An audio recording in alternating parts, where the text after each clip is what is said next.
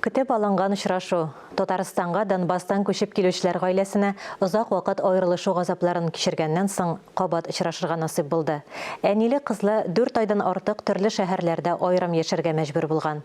Аларга ерак араларны якынайтып очрашырга кемнәр булышкан, хәбәрчебез белеште. Оксана кызын кысып-кысып кочаклый. Озак вакытлы аерылышу турында исенә дә төшерәсе килми. Юлмаеп, авыр хәлдә ярдәм итүчеләргә ихлас күңеленнән рәхмәтен әйтә.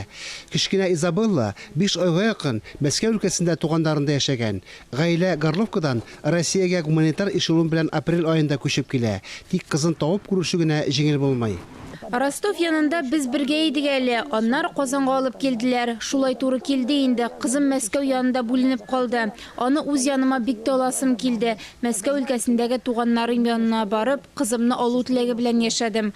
Кызым да бик сагынган иде. Изабелла гаиләсеннән еракта үзенең 10нчы туган көнен каршылый. Бераз соңарып булса да, әнисенең килүе зур бүләк була. Она скучала за мамой, и я скучала. Оксана кызын Татарстанга алып кайтып, яңа тормыш башлау өчен ярдәм сорап, төбәк җәмәгать кабул итү бүлмәсенә мөрәҗәгать итә. Там действительно нужна была финансовая помощь. Гаиләгә финанс ярдәме кирәк иде. Мәскәүгә барып кайту өчен шактый гына чыгымнар кирәк бит. Без ярдәм сорап, Дәүләт Думасы депутаты Айдар Метшинга мөрәҗәгать иттек.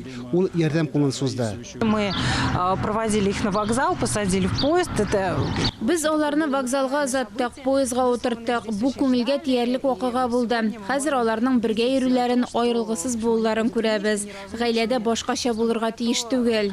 Гаилә Санта шифаханәсендә вакытлыча урнаштыру пунктында яши. Аерылулар турында искә төшермәскә тырышып, бергә якты киләчәккә планнар коралар. Фарис Мөхәммәтов, Валентина Васильева, Владимир Юрков, Татарстан яңалыклары.